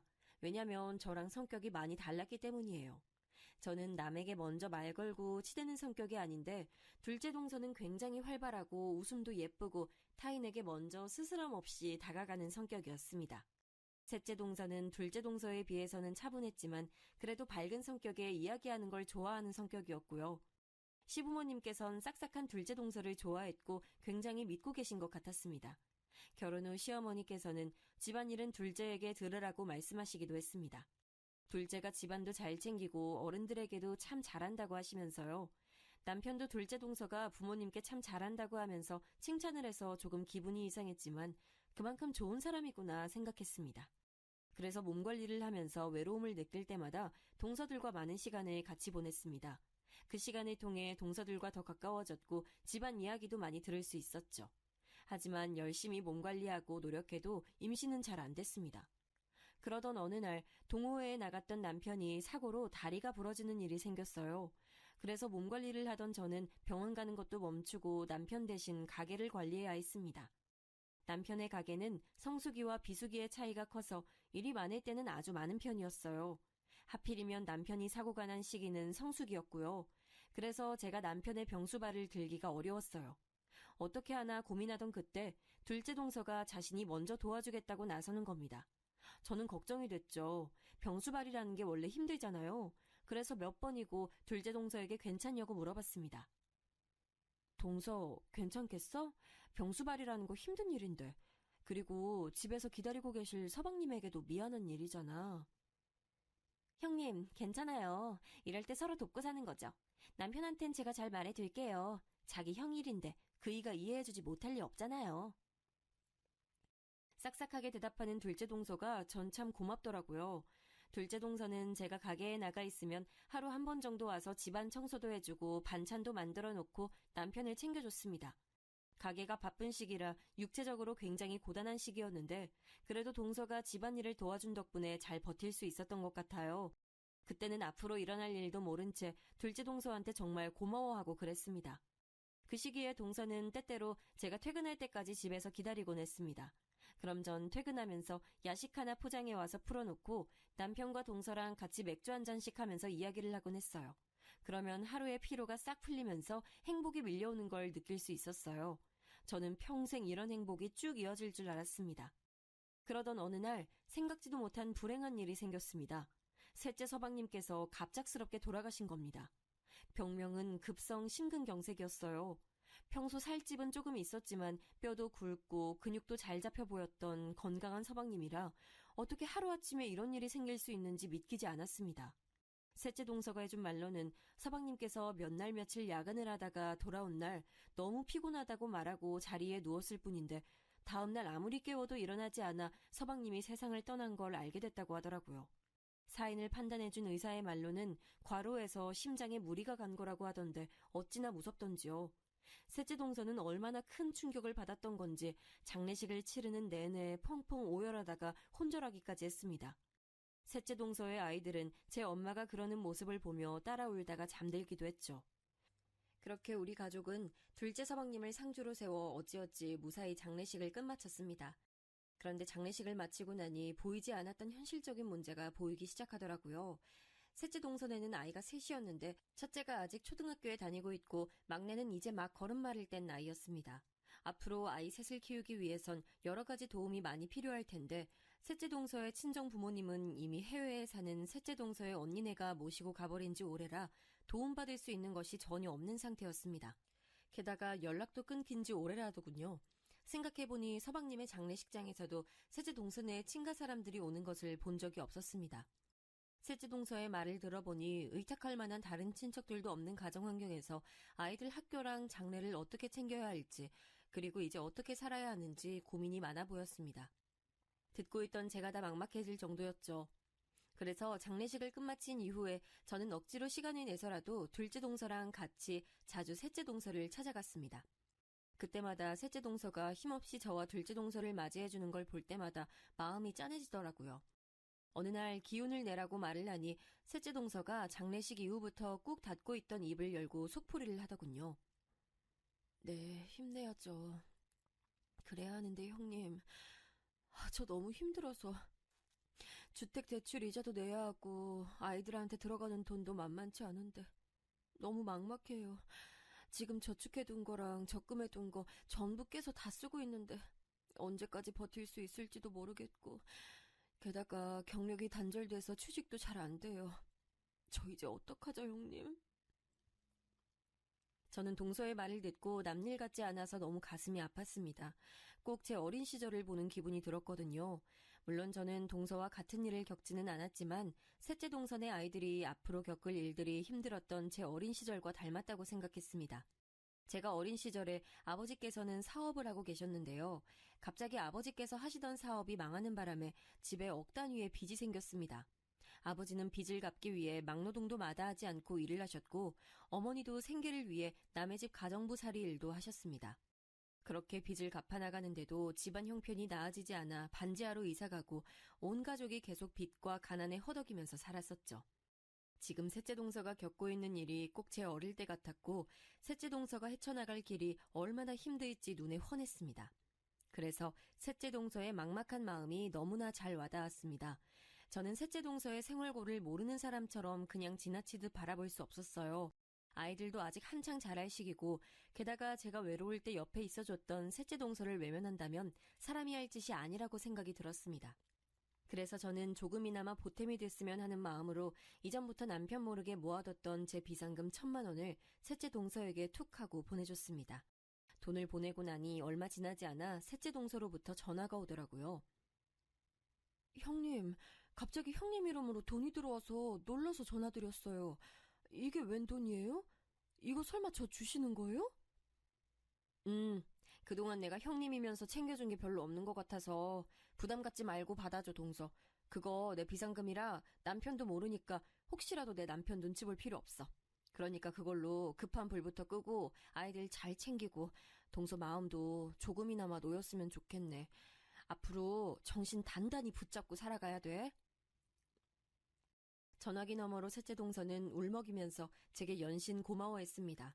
대출이자 막을 돈도 없어서 돈이 급한 상황이었는데 이렇게 절박한 순간에 제가 돈을 내어주니 하늘에서 내려온 동아줄 같다고 정말 감사하다는 겁니다. 저는 감사의 말을 드리려고 한 일은 아니었지만 사람 마음이란 게 칭찬을 들으니 내심 참 뿌듯하더라고요. 그래서 저는 셋째 동서에게 아이들을 맡길 곳이 필요하다거나 앞으로 필요한 것이 있으면 최대한 도와줄 테니 언제든 말하라고 했습니다. 그러자 셋째 동서는 또 감사하다 말하며 울더군요. 그렇게 동서는 어떻게든 정신을 다잡고 생활전선에 뛰어들었습니다. 그렇게 노력한 끝에 셋째 동서는 작은 회사의 사무직 보조로 취업에 성공했습니다. 저는 동서의 좋은 소식에 함께 기뻐했죠. 그러는 동안 부러졌던 제 남편의 다리도 다 나아 좋은 소식이 2배가 됐습니다. 남편은 서방님이 돌아가신 뒤 정말 많이 슬퍼했었는데 그래도 집에서 가만히 쉴 수는 없다며 다시 가게 일을 맡겠다고 하더군요. 모두에게 슬픔이 남아있었지만 천천히 조금씩 모든 게 제자리를 찾아가는 것 같았습니다. 몸이 가뿐해진 남편은 다시 가게를 맡아서 이어가고 저도 다시 몸조리를 시작하기로 했죠. 그러던 어느 날 셋째 동서가 제게 할 말이 있다면서 만나자고 했습니다. 알겠어. 그럼 오늘 우리 집으로 올래? 둘째 동서도 불러서 같이 맛있는 거 먹으면서 이야기하자. 오늘 내가 쏠게. 아니에요, 형님. 오늘은 저희 둘만 따로 만나면 안 될까요? 제가 긴히 드릴 말씀이 있는데 딱 형님께만 드리고 싶은 말씀이어서요. 평소에 셋째 동서가 그렇게 말한 적이 없어서 의아했지만 셋째 동서의 말투가 워낙에 진지해서 저는 뭔가 중요한 말을 하려나 보다 싶었습니다. 그래서 저는 셋째 동서가 하자는 대로 집 근처에 있는 카페에서 단둘이 만나기로 했습니다. 그렇게 기다리고 있으니 얼마 안 있어 셋째 동서가 카페로 찾아왔습니다. 카페에서 만난 동서는 어딘가 안절부절 못하더라고요. 그 모습이 걱정스러워서 무슨 일 있냐고 물어보니 동서는 자꾸만 몇 번이고 말끝을 흐렸습니다. 제가 성미가 급해 바로 퇴근을 하니까 결심한 듯 동서가 조심스럽게 입을 열었습니다. 그런데 셋째 동서가 하는 말들은 하나같이 믿을 수 없을 정도로 충격적인 말들이었습니다. 글쎄, 제 남편이 바람을 피우고 있다지 뭐예요. 형님, 저 농담하는 거 아니에요. 제가 이때까지 비밀로 하고 말씀을 못 드리고 있었는데 이렇게까지 도움받은 처지로 인간적으로 도저히 입 다물 수 없어서요. 둘째 형님, 아주버님이랑 바람을 피우는 사이예요. 그것도 꽤 오래됐어요. 동서, 그게 대체 무슨 말이야? 나 이런 장난 싫어하는 거 알잖아. 장난하는 거면 그만해. 셋째 동서의 말을 처음 들은 저는 셋째 동서가 둘째 동서와 제 사이를 이간질하려는 줄 알았습니다. 사실 셋째 동서가 둘째 동서와 제 사이를 이간질할 이유도 없었습니다만 너무 믿기 어려운 말인데다가 제가 아는 남편과 둘째 동서는 전혀 그런 사이로 보이지 않았기 때문이었어요. 그리고 그동안 남편에게서 받아온 믿음과 남편이 보여온 행동에서 다른 어떠한 이상 징후도 본 적이 없어서 더더욱 그런 마음이 들었죠. 제가 주저하는 낌새를 보이자 동서는 다시금 이렇게 말했습니다. 아니에요. 제가 이런 장난을 치려고 형님께 단둘이 보자고 했겠어요? 사실 저도 끝까지 말 안 하려고 했는데 형님이 이렇게 도와주시는데 제가 어떻게 입 닫고 있겠어요. 정말이에요, 형님. 사실 셋째 동서는 매사에 진지하고 장난이 없는 사람이라 장난으로 이런 말을 하는 건 아닐 거란 생각이 머리에 있었습니다. 그 말을 들으니 찻잔을 잡은 손이 저도 모르게 떨리더군요. 저는 차맛이 뭔지도 모른 채 한 모금 목을 축였다가 다시 동서에게 물어봤습니다. 그럼 내 남편이 둘째 동서랑 바람 핀다는 게 정말이야? 동서는 그걸 어떻게 알았는데? 뭐라도 본 거야? 그렇게 확신해서 말하는 거라면 증거라도 있어야 되는 거 아니야? 안 그래? 그게 제가 가지고 있는 증거는 없어요. 하지만 형님, 제가 두 눈 똑똑히 보고 들은 게 있어서 말씀드리는 거예요. 믿어주세요. 그러면서 셋째 동서가 본인이 겪었던 일을 이야기해줬습니다. 이전에 셋째 동서는 둘째 동서랑 둘째 동서네 집에서 단둘이 티타임을 가졌다고 했습니다. 같이 한참을 웃으며 대화를 하던 도중 둘째 동서가 잠시 핸드폰을 두고 화장실에 갔었다네요. 셋째 동서가 할 일 없이 둘째 동서를 기다리고 있는데 동서의 핸드폰이 너무 울려서 우연히 핸드폰 화면을 뒤집어 봤다고 합니다. 둘째 서방님이 전화를 건 거라면 대신 전화를 받을 생각으로요. 그런데 화면에는 문자가 떠 있었는데 저장된 번호와 이름이 제 남편의 이름이었다는 겁니다. 그냥 문자인가 보다 하고 다시 핸드폰을 내려놓으려고 했는데 쓱 본 문자 내용이 누가 봐도 연인끼리 하는 대화 내용이어서 자기가 순간 둘째 서방님의 이름을 잘못 본 줄 알았답니다. 너무 놀란 셋째 동서가 다시 자세히 봤지만 분명 제 남편의 이름이었다는 거죠.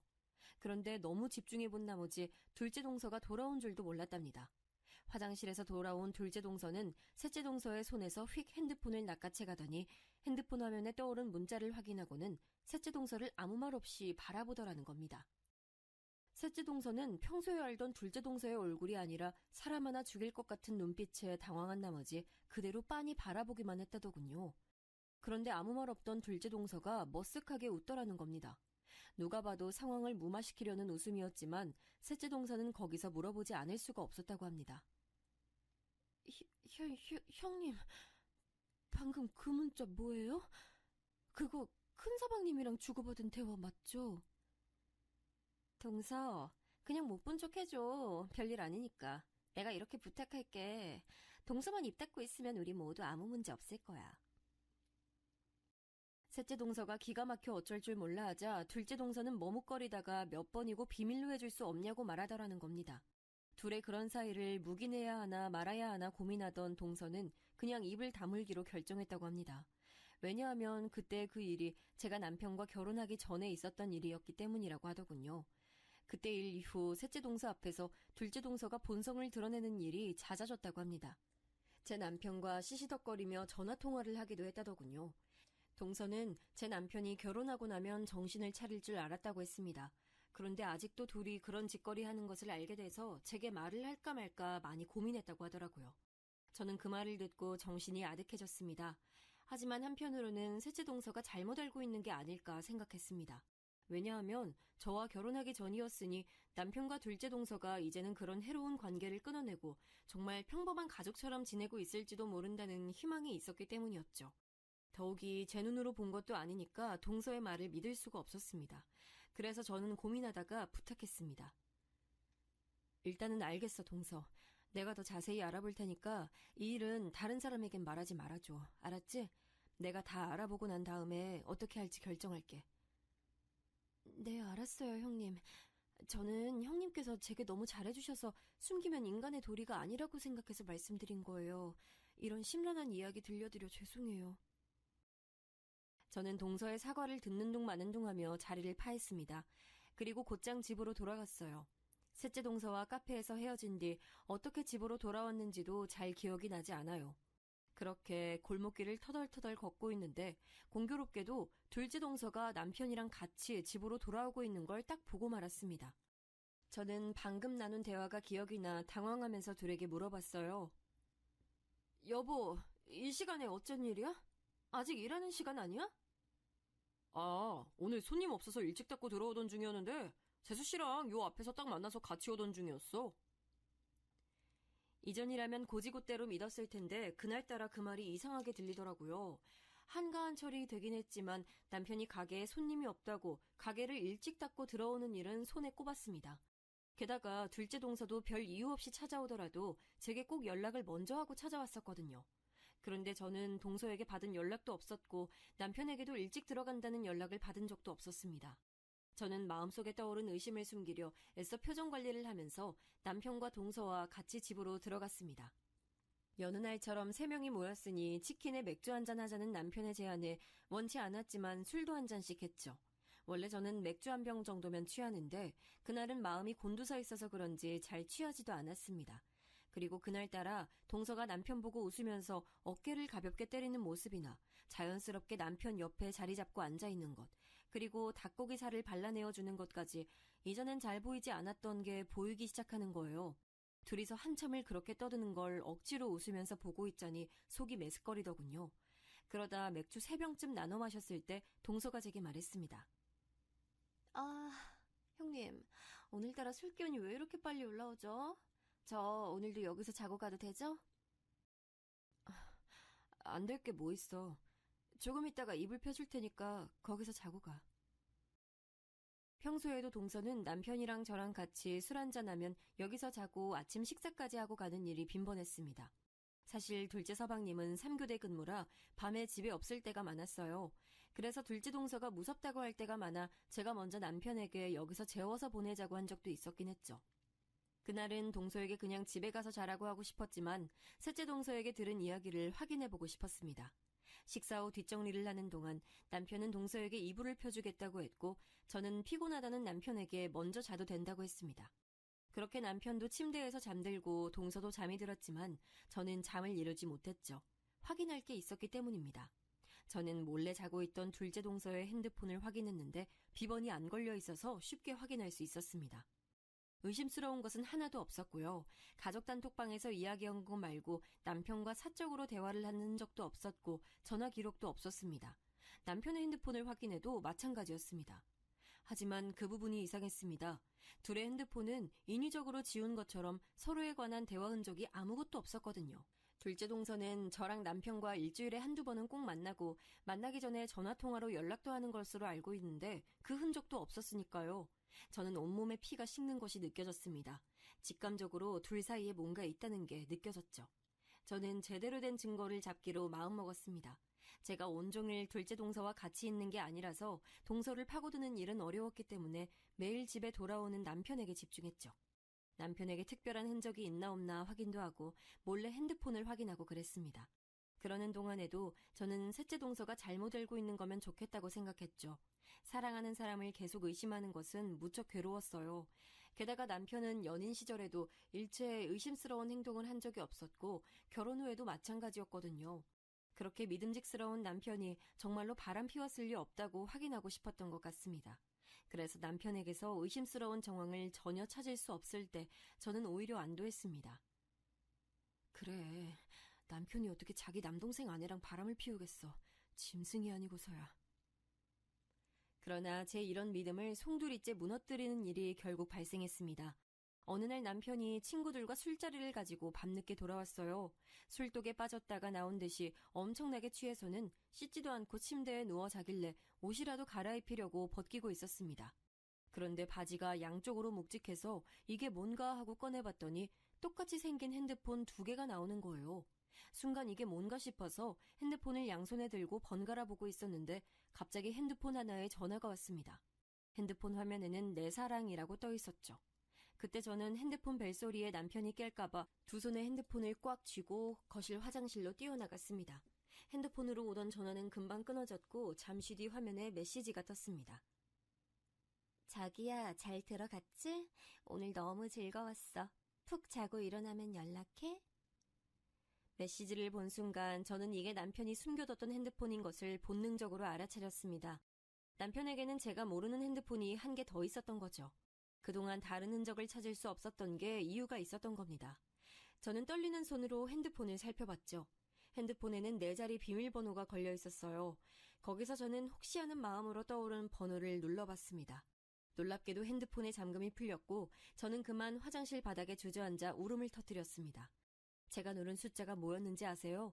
바로 둘째 동서의 생일이었습니다. 남편과 저는 항상 핸드폰 비밀번호를 상대방의 생일로 해뒀어요. 그게 사랑하는 사람에 대한 애정 표시이며 예의라고 남편이 말했었는데 어떻게 이럴 수가 있을까요?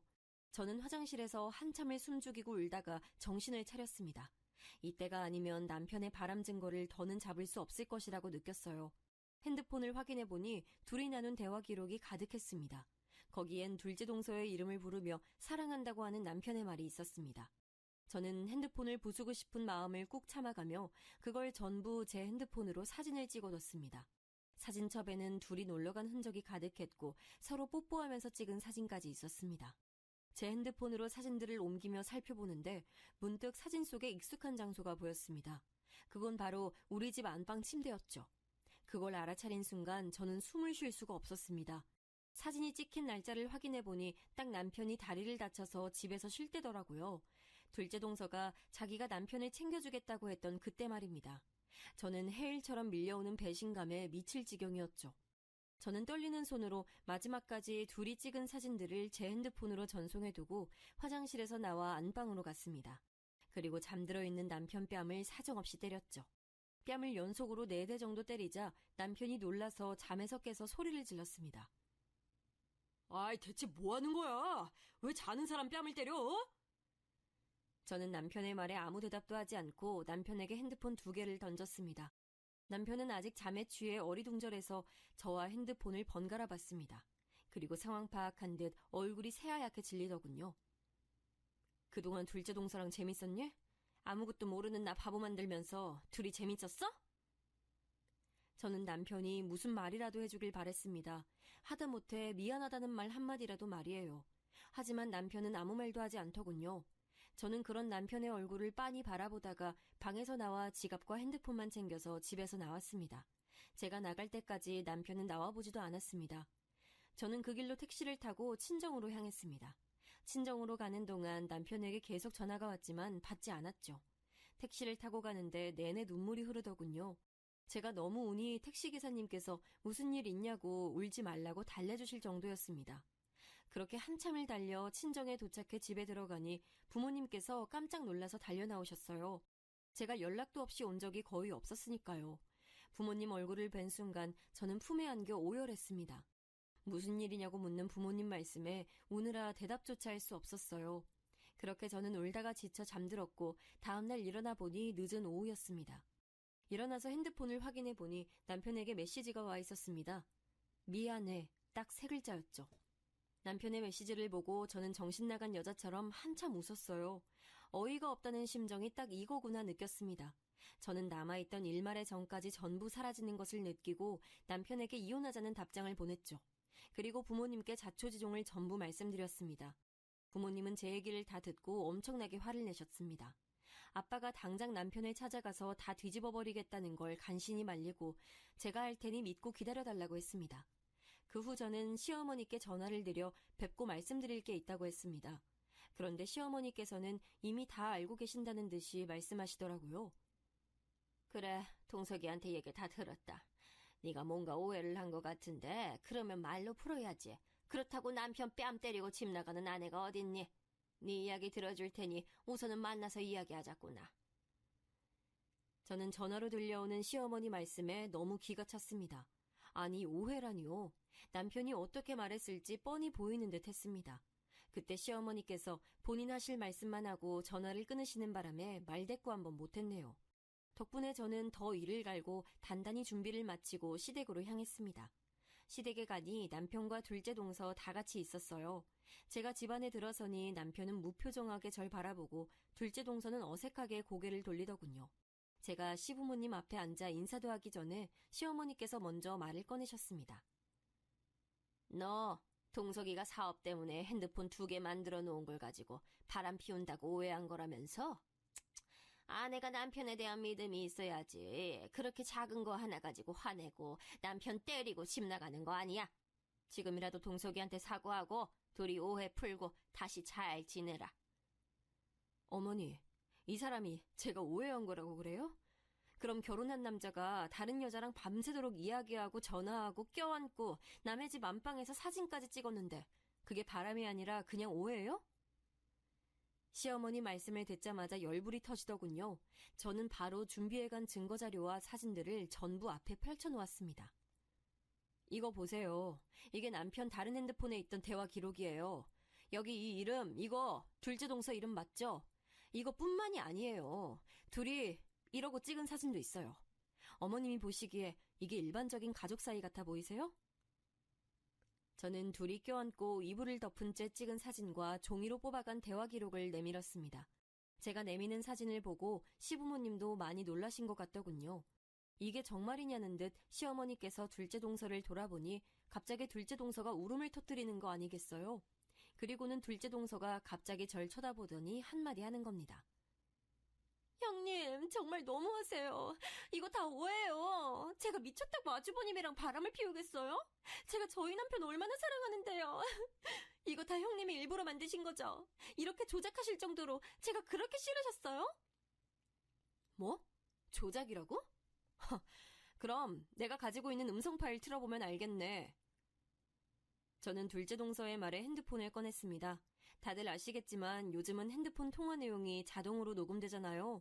이전에 살펴봤던 남편 핸드폰 안에는 전화통화 중 자동으로 녹음되는 파일들이 그대로 남아있더군요. 그때 저는 혹시나 해서 그중 한두 개를 제 핸드폰에 보내뒀는데 이렇게 쓰게 될 줄은 정말 몰랐어요. 저는 모두의 앞에서 음성 파일을 틀었습니다. 그러자 바로 전화를 받는 남편의 목소리가 나왔어요. 다음은 둘째 동서의 목소리가 나왔죠. 둘이 아주 깨가 쏟아질 정도로 다정하게 통화하더군요. 그 내용을 듣자 둘째 동서의 얼굴은 새파랗게 질렸어요. 시부모님도 충격받으셨는지 아무 말도 못하시더군요. 설마 본인 목소리도 못 알아듣는 건 아니지? 왜? 이것도 내가 조작했다고 말해보지 그래? 제가 둘째 동서에게 쏘아붙이자 남편이 갑자기 제게 막 소리를 질러대더군요. 남의 핸드폰에서 마음대로 정보 빼내서 지금 이게 뭐하는 짓이야? 당신 이거 명예훼손이야. 이렇게 사람 창피 주는 거 다 고속감이라고. 하, 창피? 명예? 아, 정말 웃긴다. 당신이 창피라는 걸 알아? 훼손될 명예라는 게 있긴 해? 지금 밖에 나가서 지나가는 사람 아무나 잡고 물어봐. 이런 상황에서 내가 한 짓이 더 큰 잘못인지 당신이 핀 바람이 더 큰 잘못인지? 분위기는 삽시간에 난장판이 됐습니다. 남편은 절 고소할 거라고 소리를 질렀고 둘째 동서는 자꾸 제 말이 거짓말이라며 울더군요. 시아버님은 동네 창피하게 이게 무슨 일이냐며 자리를 뜨셨고 시어머님은 충격 때문이신지 뒤로 넘어가려고 하셨고요. 제가 오늘 여기 온 건 진짜 오해를 풀고 이혼하겠다고 제대로 말씀드리기 위해서였어요. 당연히 이혼 소송 할 거고요. 동서한테도 상간녀 소송에서 위자료 청구할 거니까 그렇게 알고 계세요. 마지막 할 말까지 다 하고 시댁에서 나오는데 둘째 동서가 맨발로 달려나와 제 다리를 잡더군요. 형님, 제가 잘못했어요. 정말 제가 너무 잘못했고 다시는 이런 일 없게 잘할게요. 그러니까 제발 소송만은 말아주시면 안 될까요? 저 이 일 남편이 알면 이혼당해요. 저 이혼당하면 갈 곳도 없어요. 제발 소송만은 참아주세요. 네? 동서, 그럼 그런 일을 만들지 말았어야지. 이제까지 즐길 거 다 즐겨놓고 들키니까 잘못했다고 하면 누가 그걸 받아줘? 정말 이기적이네. 게다가 지금 이 상황에서도 나한테 죄송한다는 말 한마디 없고 본인 이혼당할까봐 그거 걱정만 하잖아. 나 소송 반드시 할 거야. 그래서 끝까지 갈 거니까 그렇게 알아. 저는 계속 저를 잡는 둘째 동서를 뿌리치고 시댁에서 나와버렸습니다. 동서가 바닥에 주저앉자 남편이 와서 동서를 부축해주는데 정말 속이 뒤집히더군요.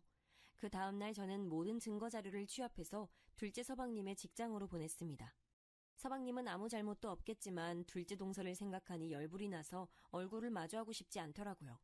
그리고 저는 친정에서 머물면서 부모님과 같이 바로 변호사를 만나 남편에 대한 이혼 및 위자료 소송과 둘째 동서에 대한 상간녀 위자료 소송을 동시에 준비했습니다. 법원에서 받아주지 않겠지만 어디 한번 마음 좀 졸여보라고 위자료 액수도 아주 높게 적어서 냈어요. 며칠 뒤 소장을 받았는지 남편에게 연락이 왔습니다. 우리 어머니랑 아버지 네가 보낸 이혼 소장 받아보시고 잠도 못 자고 너무 힘들어하신다. 너 이런 사람 아니었잖아. 우리 그냥 협의 이혼으로 가면 안 될까? 남편 말을 들으니 머리가 돌아버릴 것 같았어요. 그럼 우리 부모님은요? 본인 부모님만 부모님인가요? 저희 부모님도 제가 울면서 친정에 왔던 날부터 이혼 준비하느라 변호사 만나러 다닐 때까지 잠도 잘 못 주무시고 제 걱정하느라 얼마나 고생하셨는데요. 네 부모님 잠 못 자고 힘들어하시는 게 내 탓이니? 인간으로 태어나서 인간 말종짓한 네 탓이지. 네 부모님이 걱정되면 나한테 전화하지 말고 그 시간에 잘 보살펴드려. 남편에게 한마디 하고 전화를 끊으니 바로 시어머니에게서 전화가 오더군요. 꼭 이렇게까지 해야겠니? 내가 잘 타이를 테니 다시 한 번만 생각해봐. 남자가 살다 보면 바람 한두 번쯤은 필 수도 있다. 그래도 다들 참고 살아. 그러니 너도 다시 한번 생각해봐라. 그래도 그동안 너한테 참 잘하지 않았니? 우리 동석이만한 남자가 또 없어. 아니요, 어머니. 세상 모든 남자가 바람 피우진 않아요. 그랬다면 시아버님도 피셨게요. 그리고 길 가다가 아무 남자나 잡아도 전부 남편보다 나을걸요? 저는요, 이제 남편의 어떤 것도 믿을 수가 없어요. 제 결정엔 변함 없을 테니까 다신 이런 전화하지 마세요. 저는 아직도 시어머님 말씀이 머릿속에 남아있어요. 어떻게 그렇게 말씀하시는지 모르겠더라고요. 제가 시어머니 딸이었어도 그렇게 말씀하셨을까요? 둘째 동서도 마찬가지였어요. 서방님께서 제가 보낸 증거자료를 보고 이혼하겠다고 했다며 절 찾아와서는 뭐라고 했는지 아세요? 형님, 저 남편이 이혼하재요. 이게 다 형님 때문이에요. 형님이 윗사람의 마음으로 너그럽게 넘어가 주셨다면 제가 이혼당하지 않았을 거고 다 평온했을 거 아니에요. 지금이라도 저희 남편한테 가서 이거 다 거짓말이라고 한마디만 해주시면 안 돼요? 이게 말이 되나요? 저는 둘째 동서의 말에 절대 안 된다고 하고 당장 나가라고 했지만 둘째 동서는 제가 둘째 서방님에게 말해줄 때까지 안 나갈 거라면서 버티더군요. 그래서 112에 전화해서 끌어냈습니다. 안 나간다고 얼마나 고래고래 소리를 지르던지 그날 귀가 떨어지는 줄 알았어요. 이후론 연락도 안 오고 찾아오지도 않아서 그렇게 일단락됐다고 생각했죠. 그런데 생각지 못했던 다른 복병이 있었던 거예요. 바로 둘째 동서 부모님이었어요. 연락 오신 두 분은 제게 꼭 한번 만났으면 한다고 간곡하게 말씀하셨습니다. 처음에 저는 두 분을 만날 일이 없다고 거절했지만 몇 번이나 연락해서 만나서 할 얘기가 있다고 하시길래 도대체 무슨 말을 하실지 궁금해서 만나뵈러 나갔습니다. 약속 장소로 가니 둘째 동서와 어르신 두 분이 계시더군요. 이야기 많이 들었어요. 내가 자식을 잘못 키워 미안합니다. 내가 대신 사과할 테니 우리 애 한 번만 용서해주면 좋겠습니다. 지금 그쪽에서 보낸 소장이랑 얘 남편도 이혼 소송한다고 난리라. 합의해주면 안 될까요? 저는 그 이야기를 듣자마자 둘째 동서를 쳐다봤습니다. 동서는 아직도 제가 잘못했다고 생각하는지 저를 째려보더군요. 죄송하지만 그렇게는 안 될 것 같습니다. 입장 바꿔서 두 분의 딸이 제 입장이라면 이러실 수 있으세요?